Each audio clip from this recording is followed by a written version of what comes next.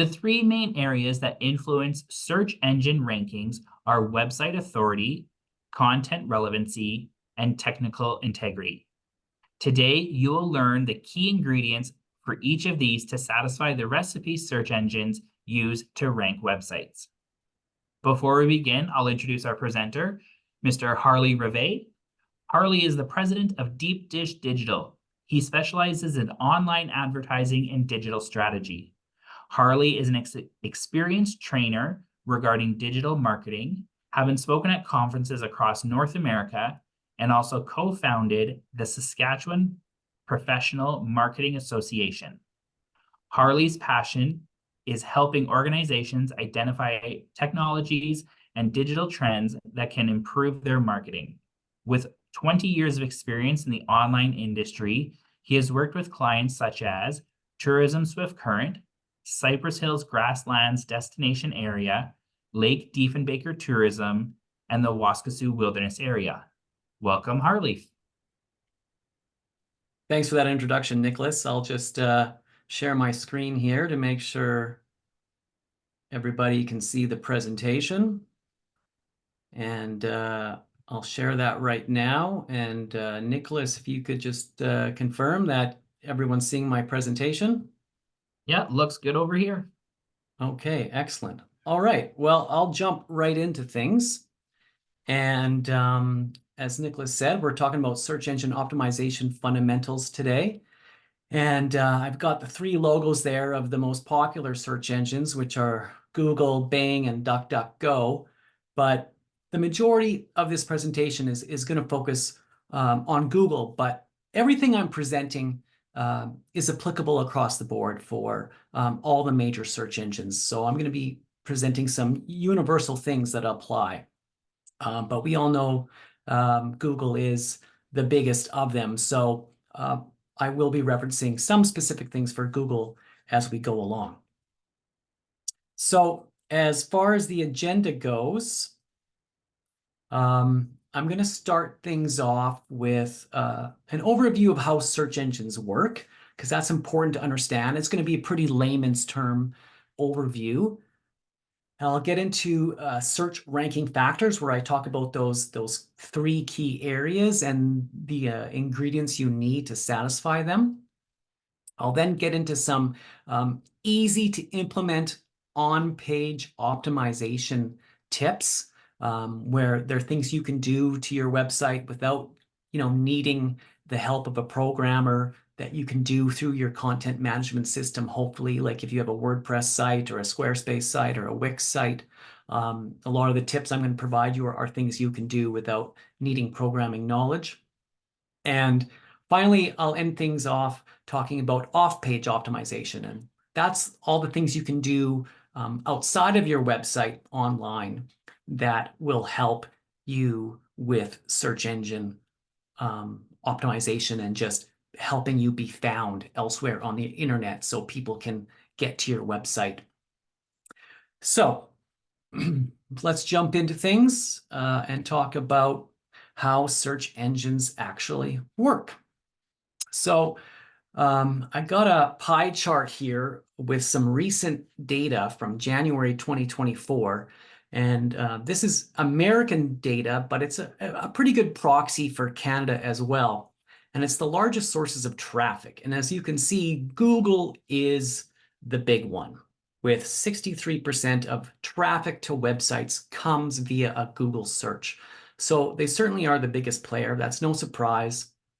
If you look to the left of Google's portion of the pie, you'll see Microsoft's Bing at 7%.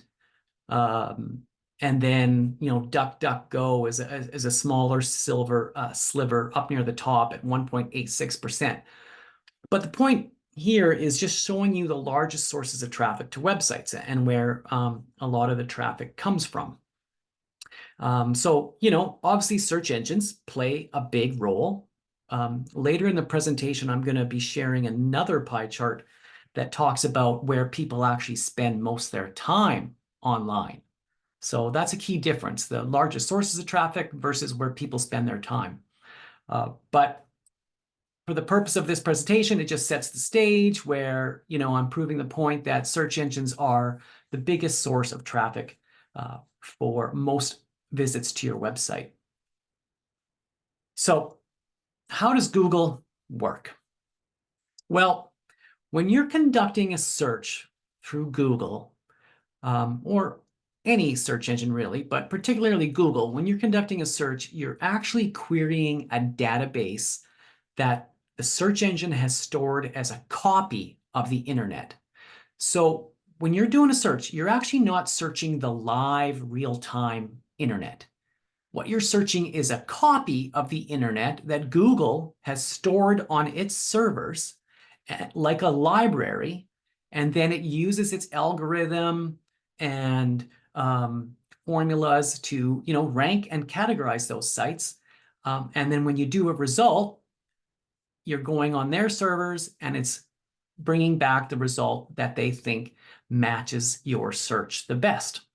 So that's why when you might make changes to your website or you launch a new website, it actually takes a day or two for those changes to be reflected on search engines. Because again, you're not searching a live version of the internet. You're searching a copy of the internet. So whenever you make changes to your website or you optimize it, you do need to have a bit of patience because you need to wait for Google's crawlers or their bots, their robots, to come visit your site and make note of those changes. The whole point of Google crawlers is to find new content. And I'm going to be talking about content a lot in today's presentation because without new content and keeping your website updated, search engines have no reason to visit your website because they're always looking for new content to index. So fresh, updated content, I'm going to be talking about that a lot because that's a key ingredient. So when thinking about your website optimization, it's really balancing how Google's bots, their robots and their crawlers work and what people desire. You need to balance both of those. You can't try to game the algorithm and forget about the experience people are having on your website. So you need to balance both of these things of having a technically well-constructed website with content that is well-constructed, a well-designed website that's easy to use. It contains relevant and updated content, and it's being linked to from elsewhere on the web. So you got to find a nice balance of those two, and I'm going to be talking about that and sharing those things. So here's how Google scans your website. When you do a search or Google is scanning your website to, index it on its servers, glamping resorts is the example I'm using here. When Google goes to your website, here's what it basically sees. Google and search engines can only read text and code. They can't see pictures. Okay, so everything to a search engine crawler basically looks like this. It's looking at your URL, the page title, the meta description. If there's any images on your website, it's looking at the file name of the image. Then it's looking at headings and text. It's looking at links to your page from other websites, and it's evaluating the code integrity and the loading speed and whether your site is mobile friendly. So it's important to keep this in mind because in the tourism industry, a lot of websites are very image heavy, as they should be. It's a very experiential product. So if you have a lot of pictures or you have a lot of media on your website, it's super important to make sure that those pictures have descriptive file names of what that picture represents, because that's the only thing Google can see. It can't guess what the picture is. It can't see it. So I'm going to be talking about making sure you have descriptive file names for your media and your pictures and metadata in them to help. The other thing to keep into consideration is Oh, you think, oh, search engines put a lot of emphasis on text. I'll just stuff my website with the same keyword over and over to make sure I'm being found for it. Well, Google's smart to that game, and it can penalize you if you're deliberately trying to overstuff your website with particular keywords or trying to hide content by using white text on a white background. So, I caution you against trying to cheat because Google's pretty good at figuring out cheats. So again, it's balancing that mix of having a technically well-constructed site and having good, well-constructed content. Now, when it comes to the ranking signals, there's over 200 of them. There's no silver bullet. It's a combination of factors, and this pie chart shows you kind of a basic breakdown of the main ones. So coming in at the biggest ranking signal is link popularity at around 40%. This is how many other websites are linking back to your website. A link that we call it a backlink. A backlink is a very powerful signal to Google that your site is important. And the more reputable site that is sending you that link, the better. So, our big news media sites, the National Post, the Star Phoenix, the Regina Leader, like if you can get links from major media company sites, that's a really big positive versus getting a link from, say, Uncle Bob's blog. That won't mean as much. So careful of where you're getting links from, because if they're from unreputable sources, it could actually hurt you. But link popularity is very important. As you can see, other is 31%. That's the black box that we don't really know, that Google doesn't really tell us about. At 15% is the on-page SEO, and I'm going to be sharing some tips about that. And then things like your domain name and the URLs you use in your website are also key signals. And then social activity is also a signal, basically how you're getting your content out there. Or do you have a presence elsewhere on the internet where people can find you? So those are the biggest pieces of the pie. But like I said, there's over 200. There's no silver bullet, but these are some of the main things to focus on. So let's dive into them a bit deeper. We'll talk about search ranking factors. Now, the gospel according to Google is that content is king. They always advocate to write content for people and not for search engines. If you're creating content primarily for people that is of high quality, a good user experience, it will earn links and authority. So you should be thinking about dedicating a portion of your budget to well-written content and updating that content on your website frequently.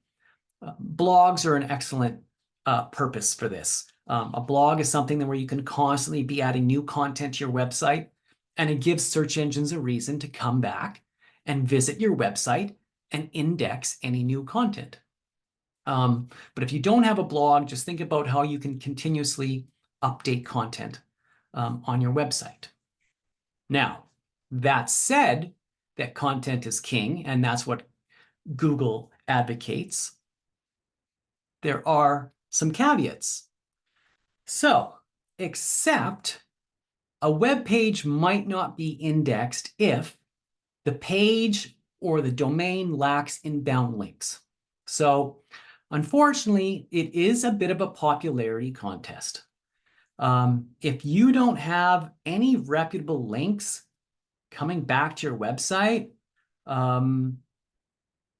Google's going to penalize you for that, or it's just not going to rank you very well. The content you have is considered low value or spammy. If you're writing poor content, or it sounds spammy, like a hard sell infomercial or something, that could hurt you. The content is considered duplicate or unoriginal. So you never want to duplicate content you find elsewhere on the internet and post it on your website, because that can penalize you. The other thing to consider here is Google will regularly unindex pages because they're old, or there's so much content out there on a certain topic that it's like we don't need to have a million posts about how to post a picture on Facebook. That's common knowledge. So I know, even in my case, my website's been around for 14 years. And I know a number of my older blog posts are no longer indexed because it's old information that Google doesn't consider that important anymore. So that's why you need to be constantly refreshing your content and not duplicating or stealing or plagiarizing other people's content. The other thing that could penalize you is your website couldn't be crawled, or there are technical issues on the website.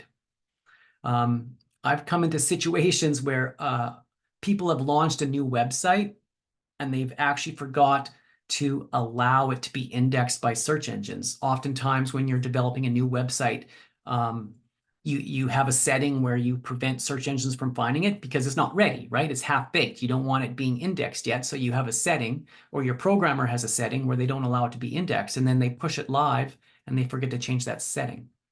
But there's also technical issues on your website. If it's an old website, or it's using old code, it hasn't been updated to a new platform in years, that can penalize you because Google sees it as not being having technical integrity. So you have to keep these things in mind. So here's the 3 areas to focus on to ensure your content can be indexed and ranked by Google. And the 3 areas to focus on are authority, relevance, and technical. So when I talk about authority, this is really about popularity and respect. Is your website an authoritative expert on this subject? Are people linking to it? Does it have quality content? Are you sharing unique expertise? So first and foremost is, how authoritative is your website on the subject matter? Second is relevance, and this has to do with how current your content is, how current your website is. Does the content on your website match the searches people are doing? So let me give you an example. Sometimes we use industry jargon on our websites that is how us insiders talk about our products and services. But how we talk about our products and services might not be the same way our customers are searching for them. So I had a client who sold forklifts, and in the industry they call them aerial work platforms. Well, not many regular people know that. So, we can't be using aerial work platforms as our main descriptor. We had to say forklifts or boom lifts or scissor lifts. So knowing the keywords that people are using to search for your content is very important. And of course, your content being well organized, easy to read, a modern design, skimmable. And I'm going to get into this more when I talk about on-page optimization. But really, it's about, current content and using the proper keywords. From a technical perspective, this is really about your website performance. This is the core vitals and speed of your website. Is, the code well written? Does your site load quickly? Are you using a reputable website host? So, saving money using some bargain bin hosting company is not advisable. You want to be using a reputable host that has good technology hosting your website. And last but not least, your website needs to be mobile friendly. In fact, search engines like Google are prioritizing mobile first. And so most websites are now what we call responsive. The content shifts to fit the device being used to view them. But if your website right now is not mobile friendly or does not show up well on a smartphone, that could be hurting you because Google is prioritizing mobile friendly websites as a very important signal. So if you only had a few things to take away from those 3 areas, it would be having quality content on your website, keeping it fresh, keeping it updated, well written, earning reputable backlinks. So making sure your site is listed in other directories, that other people are, other sources are linking to you, that you're listed on the Tourism Saskatchewan website, just earning those links. And again, the keyword here is reputable. As I mentioned, you want to update your website frequently, make sure those keywords are matching what people are searching for. You want it to be a good experience. So this is where having a modern design and up-to-date code comes in, which leads us to making sure your website performs fast and is mobile friendly. So those are the key recipe ingredients that I would focus on to get the most bang for your buck and some quick wins. Now, let's talk about some free website optimization tools. The first one is Google Search Console.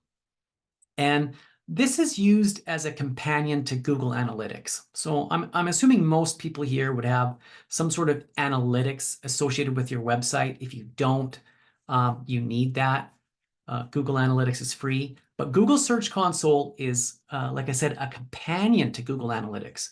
And what Google Search Console is it actually tells you what queries are sending traffic to your website and how you rank for those queries. So if you're, golf course in Lake Diefenbaker, you can see queries for people querying, golf courses Lake Diefenbaker. You could actually see whether you're ranking for that query or are your competitors ranking. So helpful to understand where you stand in the Google rankings and what people are actually using to search for you. The other thing Google Search Console provides is whether your pages are being properly indexed on Google. Are there any issues with your website pages being indexed? And you can, it'll give you recommendations to fix them or resubmit them. So it helps you with some of those technical matters as well. The other one is marketing.grader.com.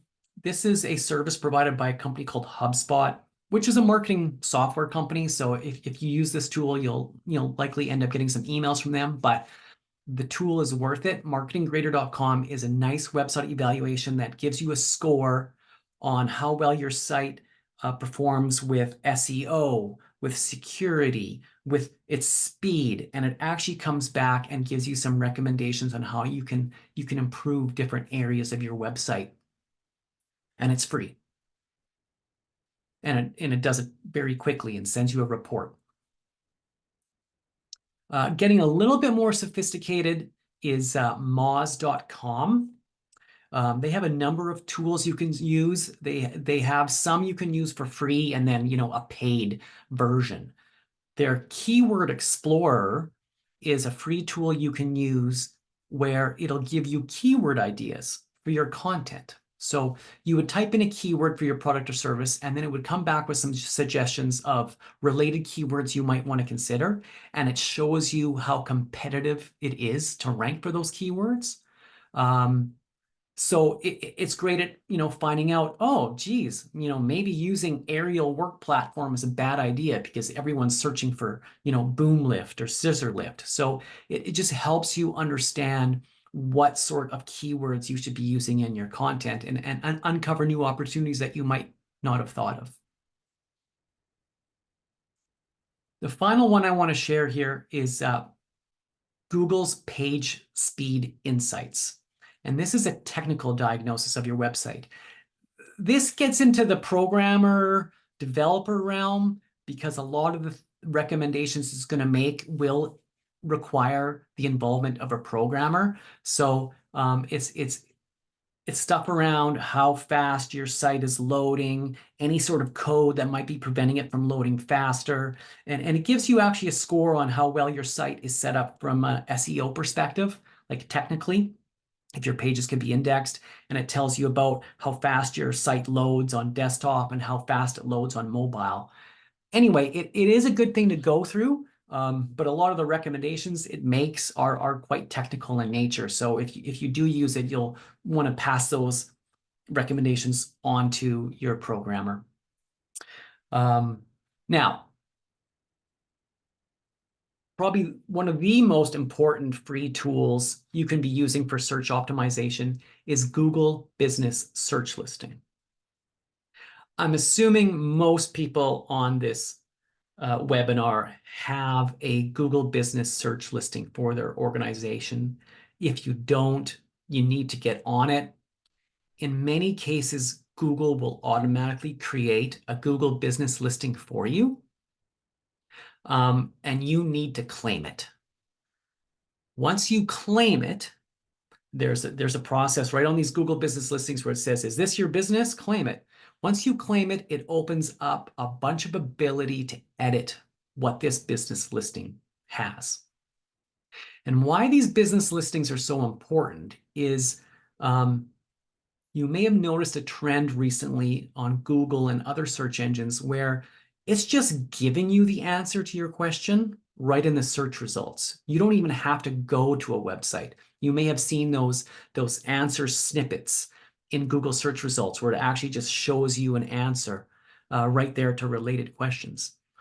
So it's all part of a trend of trying to deliver answers quicker. So the Google Business Listing, a lot of people just rely on the information they see there because it's got, directions, your phone number, your hours. So it's super important to make sure you have ownership over your Google Business Search Listing. And once you do, you want to make use of all the features available. So that's like ensuring there's, reviews being incorporated. You can actually post specials, showcase products and services, add as much detail as you can around your business. There's even a Q&A section that you can answer people's questions. So use all the features of the Google Business Listing, as many as you can. And again, keep it updated. You can actually even showcase any sort of promotion you have going on that week or that month. So like I said, lots of people are just grabbing their answer right off Google search results without going to the website. And these Google Business Listings do get used a lot. Now, if you have the Google Maps app on your phone, there is a way you can actually update your Google Business Listing just using the Google Maps app on your phone. But that's fine if you're on the go.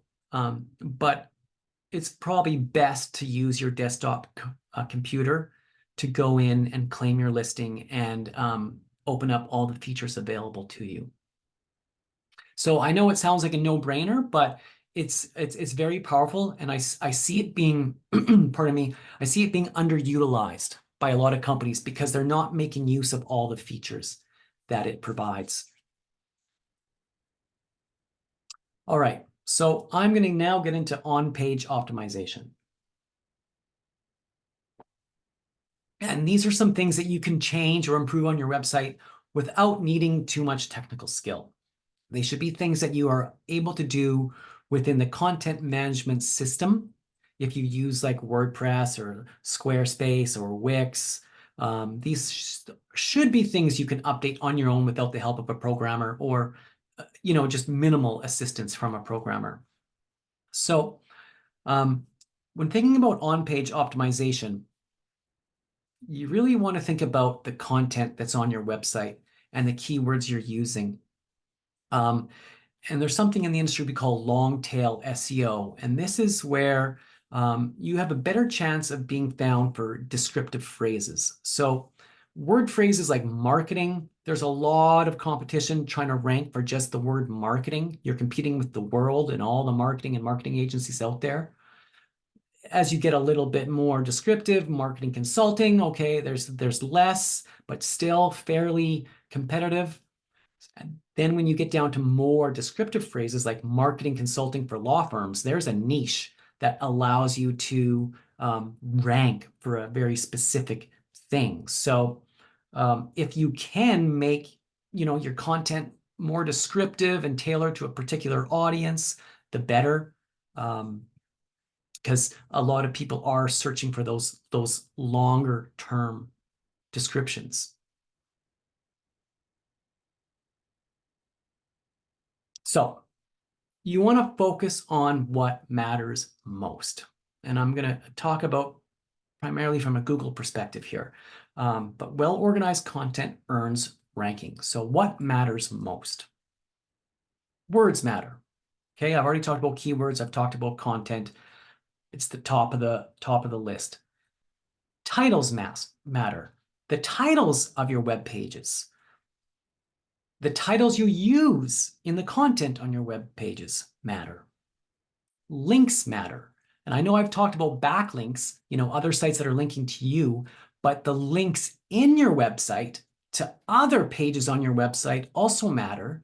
And the text you're using in those links matters because Google actually prioritizes links in websites as well, as of important in nature. So having links to other content in your website is important, and also how you're describing those links. URLs matter, and I kind of mentioned this when I said page titles matter, but the URLs you use for your pages is one of the first signals that search engines like Google look at. Is the URL actually descriptive? And I'm going to dive into these now in a bit more depth. So when we look at a website, and this is actually an old version of my website, but I'm using it here because it has some good things for illustration. We're going to be talking about quick wins you can make simply by adjusting the names of pages and improving your content and having a well-structured website with well-written content. So I'll talk about URLs, page titles, headings, links, and something called alt tags, which is kind of a catch-all term for what we call metadata or descriptions you can add to your content behind the scenes, specifically for pictures. So number one, right off the bat, one of the first signal search engines and people rely on is the domain name of your website.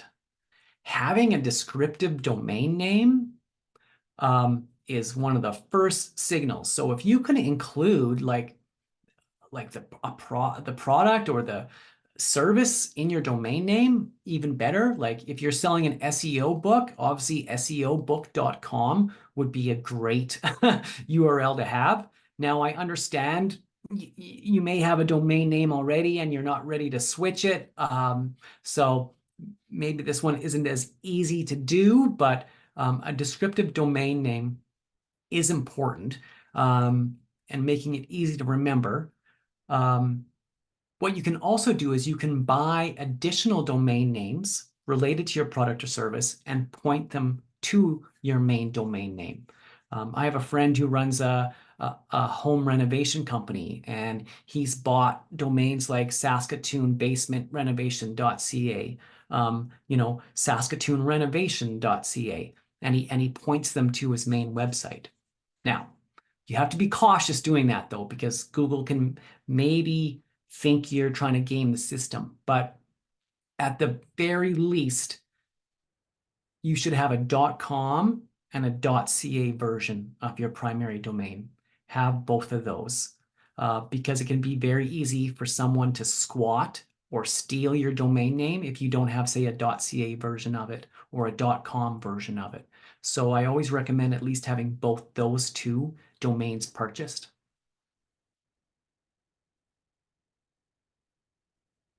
All right, let's talk about your page URL and titles. So your page URL is just that, in the top of your internet browser, it will show you what the URL is of the page. So it's very important to try to incorporate descriptive keywords in that URL. So in my case here, for the marketing page on my previous version of the website, it was deepdishdigital.com/Saskatchewan Internet Marketing. And I chose those specific words at the time because my keyword research told me that's what, people were searching for when they were searching for my services. So I tried to make the page URL actually match. The other thing to consider is your page title. And that's the title that shows up in the top of the browser, or when you're, have a tab in your browser. That's the title of the page. So in this case, it's Internet Marketing in Saskatoon, Regina, Saskatchewan. Quite often, this is missed or ignored when setting up your website, the page title. When you're creating a page, quite often it'll just use a default term that maybe you've named your page. So maybe you named your page products or services or menu or some other generic term that you commonly see on websites. And it doesn't actually give a page title. And it's a very simple thing to fix. And page titles are things that Google will actually show up in search results, along with a description that you can add to that page in the metadata. So it's easy things to do in your content management system. I know for things like WordPress and even Squarespace, there's plugins you can add to help bolster these kind of things like page titles on your page, on your web page. At the very least, you need to have a unique title for your home page. So often I see websites where I go to their website and the title of their homepage is simply home, nothing else. It doesn't have their company name, it doesn't have their service, it doesn't have their location. So those are the three most important things to have. When you visit your website, what is the name of the homepage? What is the title of that page? If it's just home or is just simply your company name, you can expand upon that. You have like 50 to 60 characters you can use. So, have the company name, have the service you provide, and the location if that matters. Have those things in your page titles.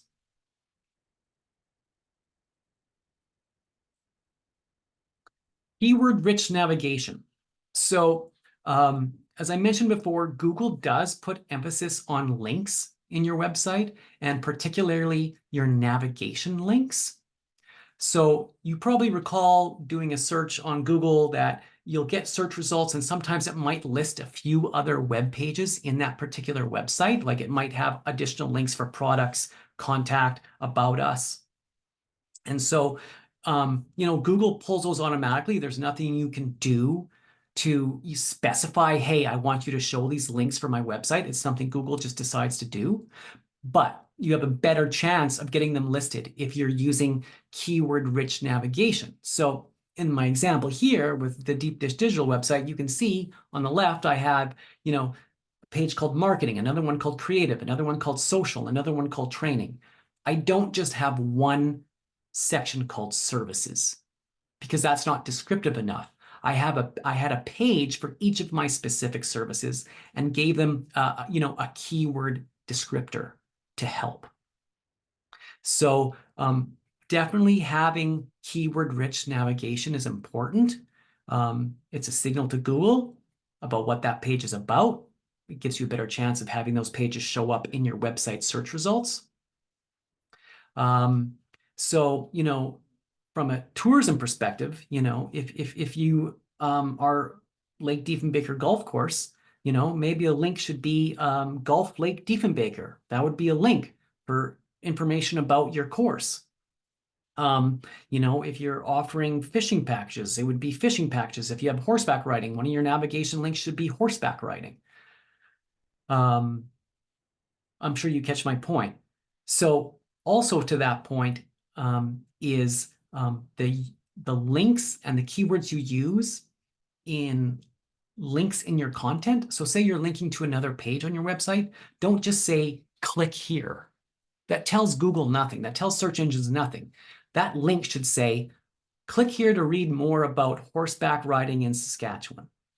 And then it links to that page. So important about including keywords in your links. Headings, lists, and snippets. So Well-organized content. Both people and search engines scan websites. They skim websites. People are looking for headings. They're looking for bullet points. They're looking for easily snackable content. So organizing your content in small chunks with headings is very important. And when constructing your content, usually with HTML, there's a few different types of headings. There's like H1 headings, which are the largest and most important, H2, H3, H4.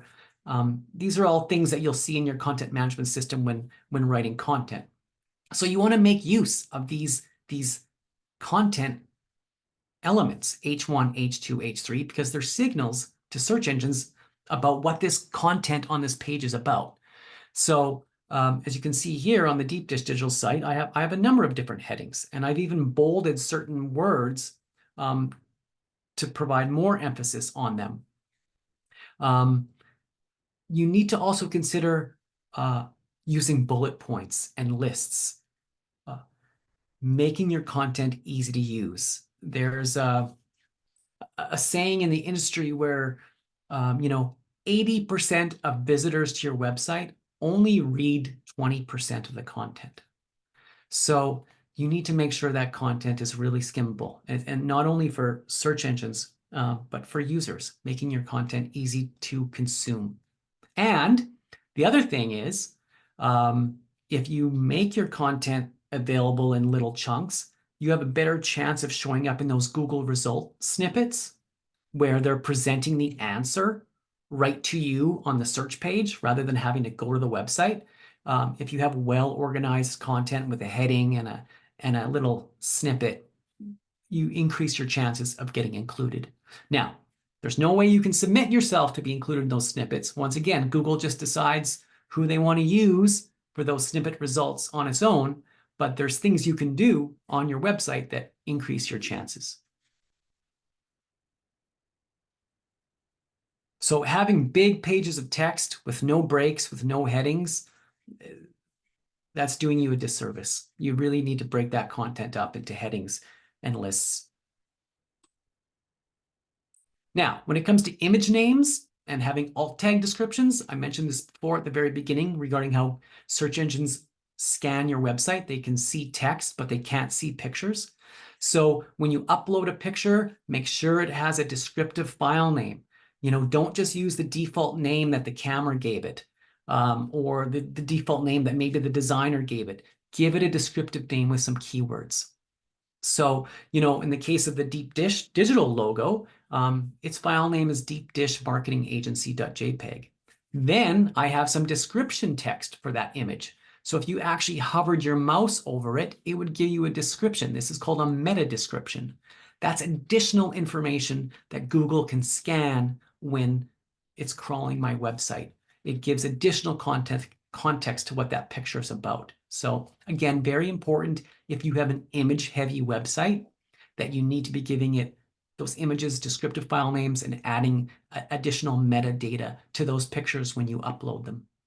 And that's something content management systems allow you to do, and it's often ignored. It's just not given enough attention, but it's a quick win. It's an easy way to help your site with search engine optimization.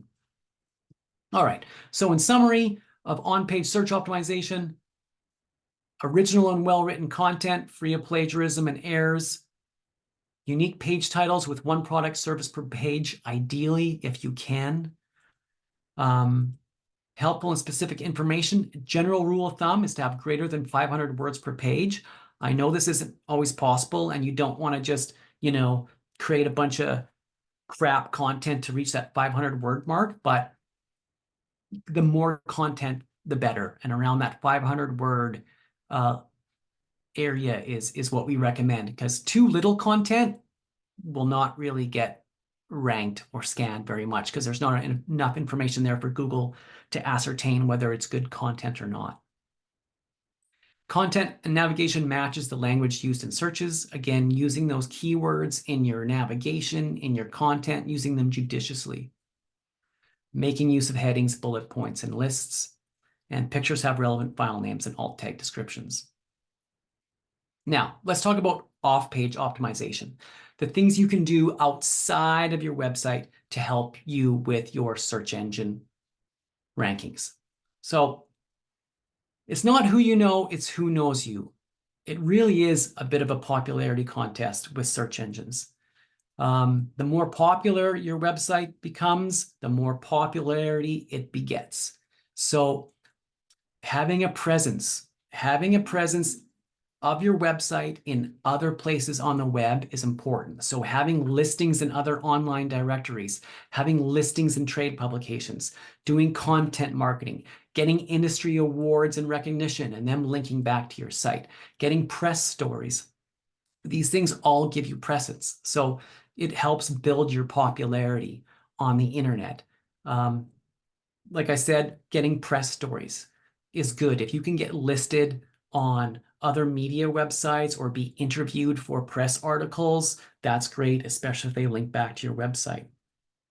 Making sure you're promoting yourself. And this is where social media plays a role, because social media is a really good amplification engine. It's a distribution system for your content. It helps you promote your best content so it has a chance of being seen and being clicked on. So that's, the role social media plays is helping you get your site content out there. And it's considered a signal to search engines. Persistence, okay? You're not going to change your fortunes overnight with search engine optimization. It's not something that you do once. It's something that you have to stick with. The things that I've shared with you will give you some quick wins, especially if there are things that you're not doing well right now. But it takes time for these things to build up, So you'll get some, bumps up in the first bit, but you have to keep at it because most search engine optimization efforts aren't realized until like year 2 or 3. So it's not a one-time event. It's something you have to stick at and make sure you're always paying attention to. Now, what I want to talk about next is share of visits to website categories. So at the beginning of the presentation, I showed you what's the biggest sources of traffic, and Google was the biggest one. But the flip side of that is, where are people spending their time? That's where you want to be and have a presence, is where people are spending most of their time. So again, this is data from the last year, from January 23 to January 24. Probably no surprise that, a lot of time people spend on social media. So that's why it makes sense to have a social media presence, because if that's where people are spending their time, hopefully your content has a chance of being seen.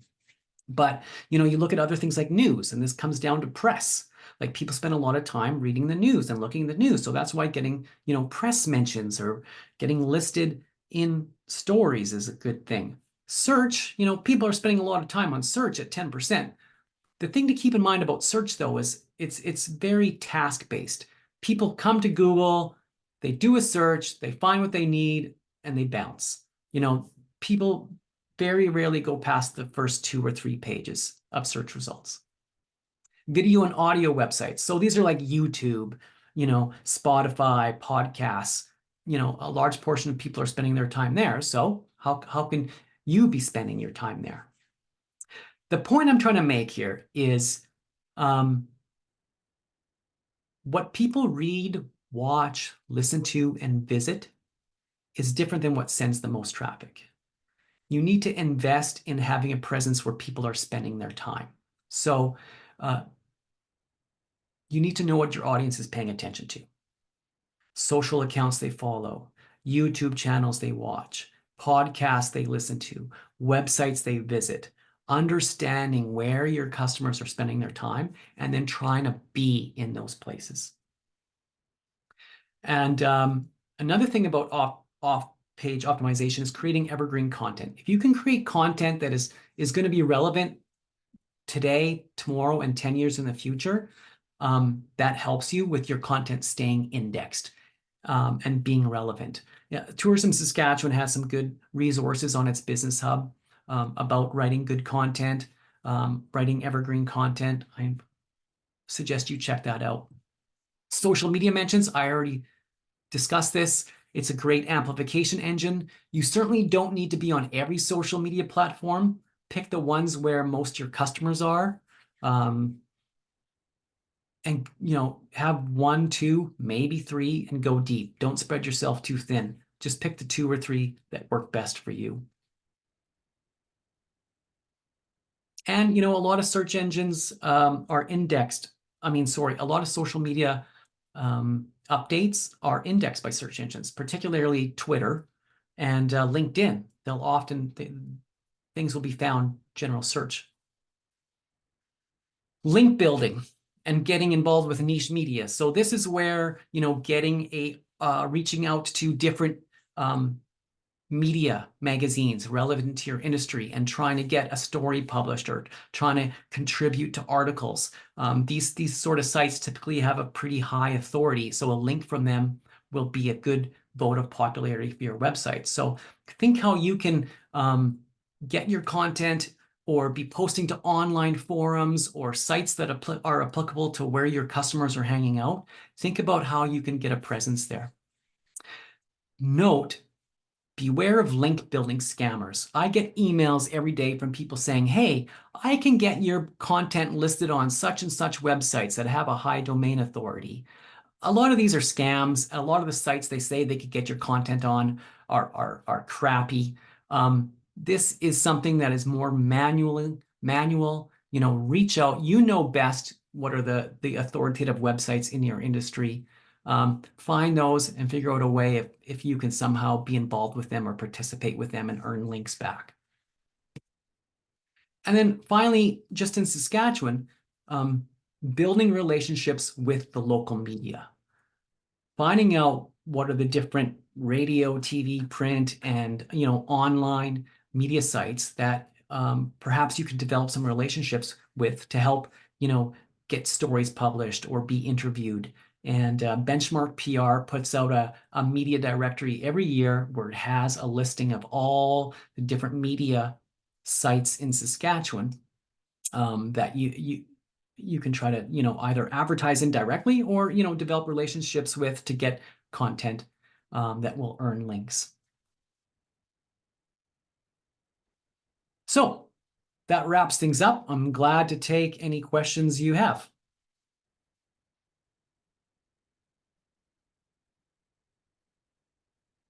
For sure. Thanks, Harley. So we have a couple of questions here.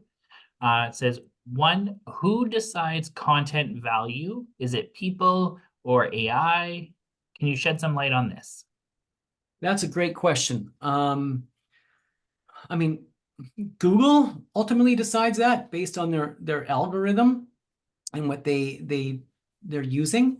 They don't really divulge how they determine that, other than they just say, hey, it has to be well-written content, free of plagiarism, free of errors, well-constructed, original, unique.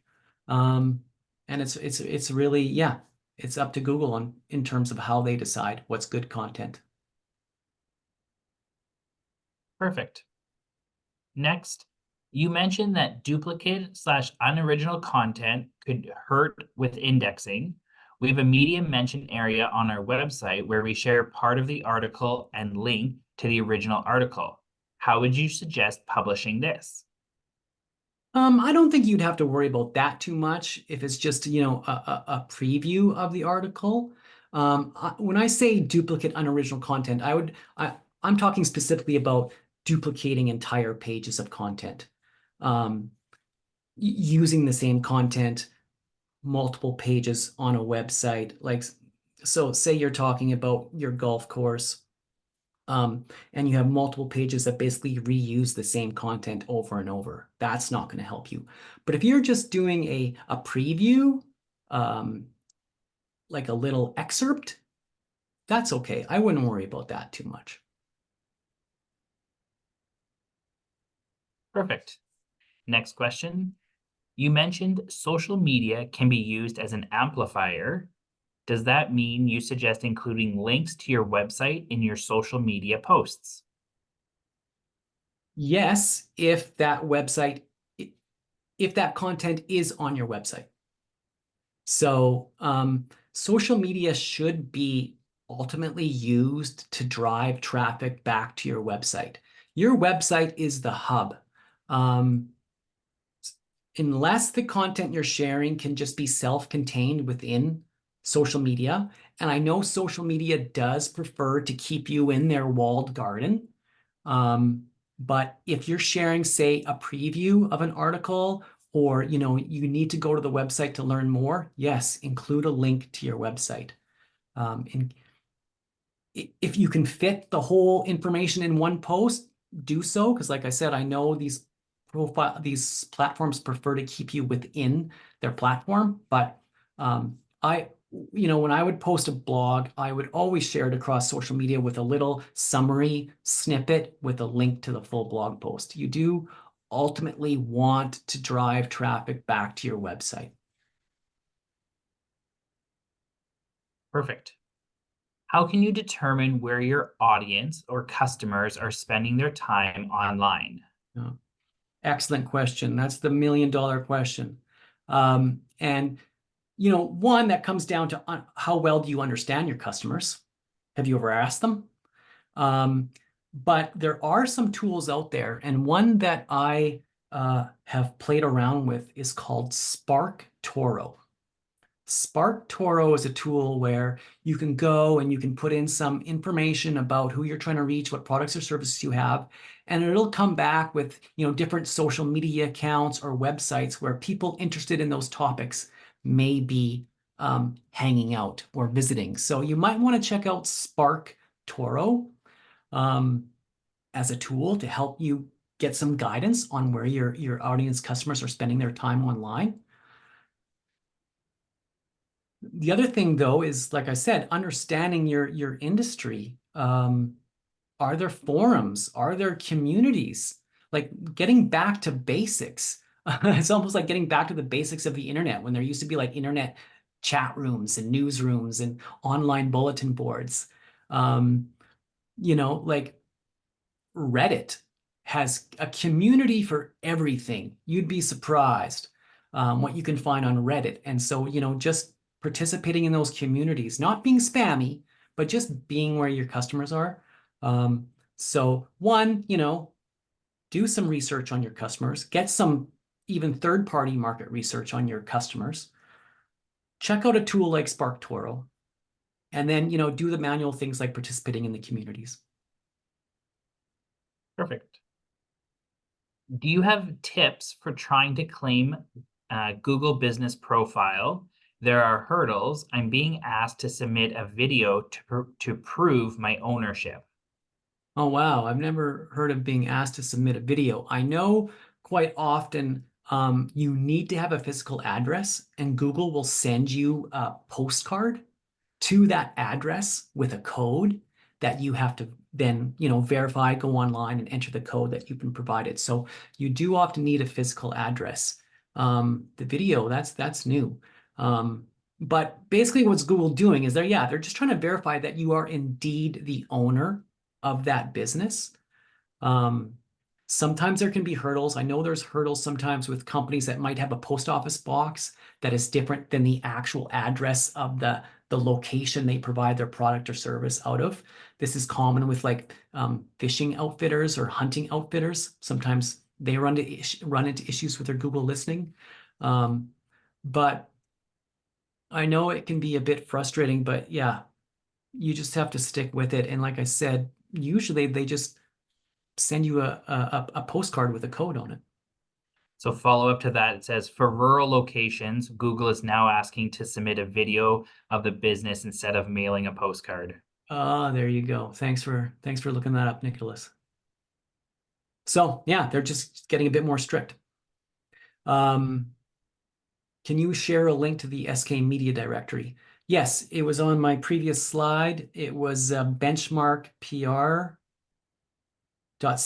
If you look at the bottom of that slide, bottom left-hand corner, you can see benchmarkpr.ca, and they have a section on their website where you can buy that media directory.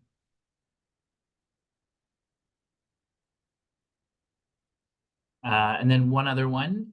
Do you have a suggestion on who could view a website to give valuable feedback / recommendations? Well, there's myself. But there's other, SEO providers out there. Some of those tools I gave you in previous slides where I shared the free website optimization tools. I think those are a good place to start for free. Let me just put that back up on the screen in case you didn't catch that slide. Um, you know, um, to your point, I think marketing.grader.com is a good free one to start with because it'll tell you how well your website's doing from a SEO perspective, from a security perspective, from a performance perspective. So I would start there, marketinggrader.com.